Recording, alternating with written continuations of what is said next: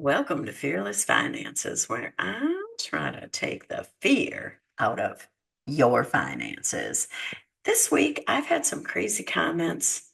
Well, maybe not so crazy, but interesting comments that got me thinking about what's really important today for our finances and our future.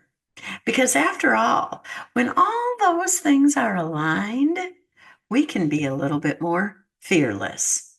And there's been a few things that people have said lately that got me thinking that their considerations are not necessarily aligned with reality. And since I believe being fearless means we confront reality face forward and do something about it, I thought it was worthwhile to share that today in this video. And we'll start with one of the viewers' comments. See ya on the other side.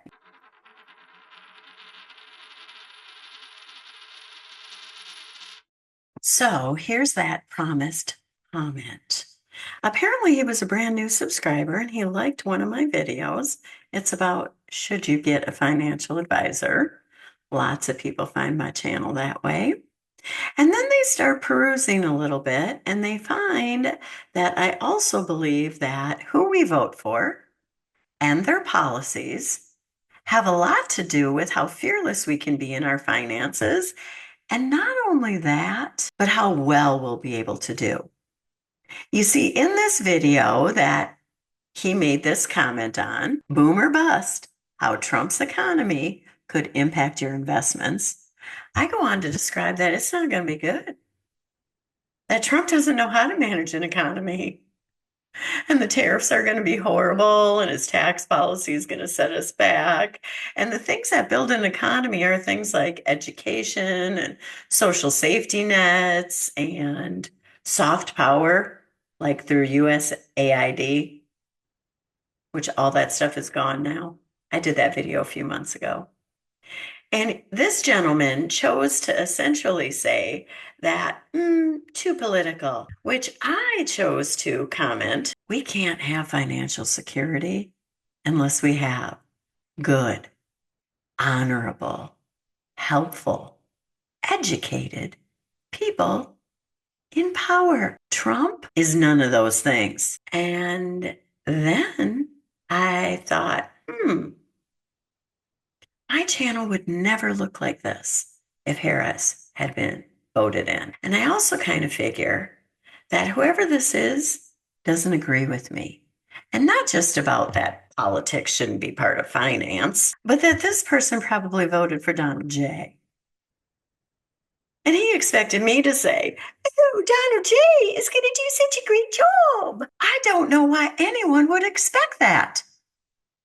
I don't understand why people can't see that this man is a liar, a cheat, and completely ineffective. And honestly, that video is a public service, which brings me to some of the other things that have come up. Oh, by the way, I'll link that video at the end of this video. But this brings me to the other things that have happened inside of this week. Yesterday, I taught a class on ethics. It was a class focused in on truth.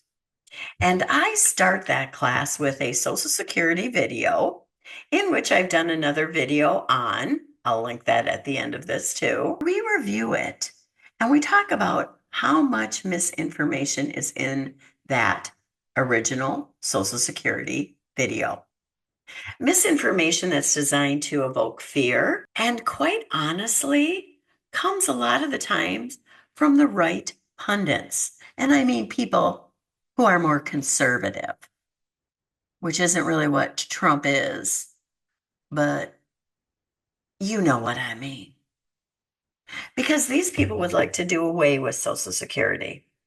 So they try to tell you all the things that might be wrong with it, that really could be solved if they worked on it, so that you lose confidence in it and expect it to disappear. So when it does disappear, we're all okay with it, which I don't think will happen. But I digress. In the class, I point out all of the falsehoods and I give them the factual information to support the fact that Social Security is very solvent and any financial issues could be easily solved.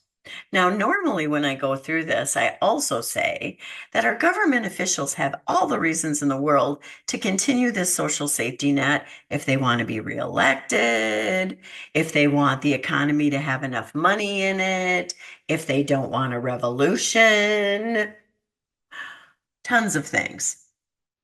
But in this particular class, in order to be honest with them, I had to tell them that Donald Trump and the Project 2025 minions that are in his administration want to get rid of it. And whereas I used to believe it wasn't at risk, it very well could be. Because right now, the Trump administration is not paying out everything that they're supposed to. Even though the Constitution under Article 2 says that the executive should fully enforce all of the laws that Congress, Article 1, passes. That's not what Donald Trump is doing. And even though the Congress passed a certain budget and President Biden signed it, and now our new president under Article 2 should be simply paying all those bills, he is not. He's telling Harvard and the NIH and all of them that he's just not going to pay it. In fact, schools across the nation are having a hard time figuring out what they're going to do this school year because they haven't paid out the $9 billion that is supposed to go to the education of our children. Hey, before we go much further in this discussion, I would really appreciate it if you could subscribe to this channel. I am this close to being monetized, and it's mostly the need for subscribers. I have lots of watch hours. I'm just a little short on the subscribers. And if you're liking this content, please subscribe. It's very helpful too if you like this video, because then it gets out to other people. And if you've got any questions or comments for me, jot them below in the comments and I'll make sure I get back to you. And now back to the regular program because he doesn't want to pay it. So in this class, in this ethics class about truth, I told them that truth. Some of the people didn't like it. I have to imagine those are the Trump supporters. I ended up with comments like, that wasn't very balanced. Well, point one, how am I supposed to make that balanced? Our other presidents, except for, by the way, Nixon, another Republican, all paid the bills. They had the Office of Management and Budget cut the checks because that's what they were supposed to do. But apparently Trump and Nixon decided they don't want to do that. They won't do it their own way. Now, all this is being litigated, which means a ton of our tax dollars are going for this instead of educating children and feeding people. They just burned like 500 tons of food that went to waste instead of sending it to impoverished countries to help people. I didn't vote for this. And you know what? Neither did Trump supporters. So when they tell me it should be balanced, I don't know what I'm supposed to do with that. I actually said to the one person, what would you like me to say? That Biden tried to pay off student loans, but then followed the law? That the Supreme Court didn't let him do that, but they're letting Trump do a lot of stuff under the shadow docket before everything is litigated? What? I don't know where to find balance. And I don't know why you wouldn't think that that's important to discuss for someone's financial future. If we cannot trust our government to do what they said they would do, how can we be fearless in our finances? Which brings me to another important point. In that same ethics class, we had this question. Now, I'm not going to read all the words in it. Essentially, it says that somebody newly hired in your office makes distasteful sexual comments and gross racial slurs. And then it asks the people in the class, how might you respond? Now, I give them three multiple choices. One of them is basically do nothing. The other one is say something directly to the person. And the third one is go to management. Now, ethical dilemmas really don't have just three options. So I let them know they can fill in an option D because in the world of ethics, it isn't always clear cut and we don't get multiple choices. Never, ever, ever in one of my classes, not out of thousands of participants who have answered this valuable question, has anyone ever said that they'll do nothing. Everyone knows that a person like this creates a toxic environment. And not only is there ethical considerations here, but there's legal ones. If we don't address this, this company can be sued for creating a hostile work environment. So I pointed that out to the group. And then I asked this question: if we won't tolerate this at work, why would 79 million people vote for someone who behaves like this? It's a legit question.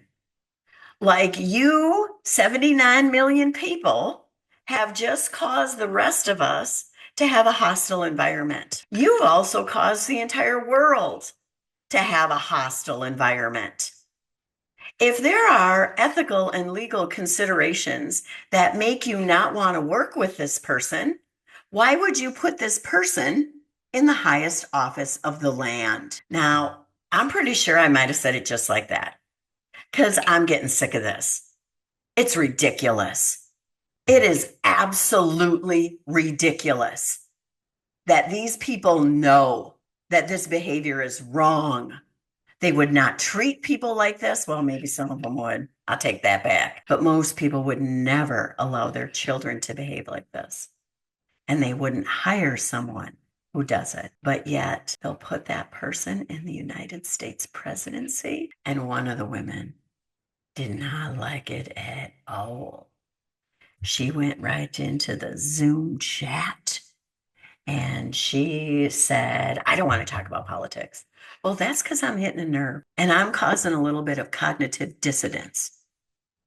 Because underlying all of this, I believe many Trump supporters know this is not right. This is not okay. And until we get them to wake up, nothing good is going to happen. I don't know if I shared this in another video yet, but a friend of mine said this. He's a school teacher, and he said the social studies teacher at his school suggested that we should have just let the South secede. Just let them go. Because in a way, I just want to let these Trump supporters go. Go have your own country. I don't want to be part of it. I don't like it. You go. Now, of course, this raises a whole bunch of thing about the lovely people of color, the African Americans, that would have remained in enslavement had we not fought that horrible war. But I don't know how we get Trump supporters to wake up, but they need to. And I'm going to end with this other comment that I got from one of my class participants, who I believe probably voted for Trump too. Democrats won't listen to us. I couldn't say no. And I'm not a Democrat.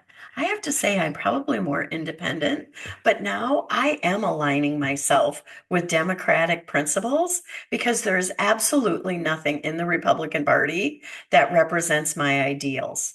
And when we vote for someone, that person is representing our ideals. You cannot act like I just voted for that, but that doesn't reflect who I am as a person. No. It does reflect your values as a person. But back to this Democrats not listening. I'm one of them. I got no tolerance for it.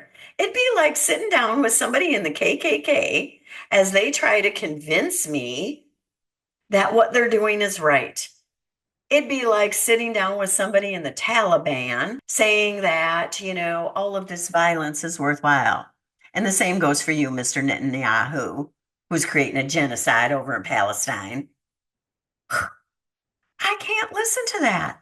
I like if somebody who is Jewish starts to say that I'm an anti-Semite because I don't like the violence in Palestine, I will just simply tell you, I just love all the people, including you. If you're not going to be in reality and speak about things on the accurate terms, I can't talk about it. If your position does not include love, tolerance, kindness, patience, equality, I don't know what to do with that, but there's no discussion to be had. So this is the thing. I'm in a really crazy point right now. I don't know how to balance this at work, not in live discussions. In my online classes where I can write the material, I think it's a little bit better. But as you can see from my communication to you right now, I can't balance this. There isn't a two sides here. There's a side that's evil and corrupt, and there's a side that makes mistakes and is feeble at times, but is trying. And I'm going to end it with this. I just thought of the hero to the beautiful Christians, which, by the way, I mark myself as one. I think Jesus Christ and his teachings are some of the greatest teachings of the world. But what ended up happening to him? He was crucified because people wouldn't listen to his stories of love and tolerance and acceptance and equality. The powers of that day would not tolerate what he had to say. And right now, what is supposed to be right and good is being vilely corrupted. Now, I can't say how all this is going to turn out. I just cannot. But I can tell you this. I can't shut up. I can't stop talking about it. But I can talk about other things. I mean, like my niece had an adorable, cute baby. And my friend just became a grandma with an adorable, cute baby. Oh, and my yard's coming together. Yeah. So I can talk about other things. But if you push a political hot button, I'm like a Doberman with a bone. Because this is the thing. I'm somebody who knows a lot of the facts. And the facts do not support that Donald J. is going to help us. And to be fearless in our finances, we're going to need a little bit of political help. So if you agree with this sort of thing, I think you should subscribe. And if you liked this discussion, I think you ought to like this video too. Because this is the thing. I might need a new job soon. These customers of mine probably aren't coming back, but that's okay. At least I got my point across for a little bit. And if you'd like to learn a little bit more about that Social Security video and that Trump economy, I suggest you click right there, and I'll see you in a minute.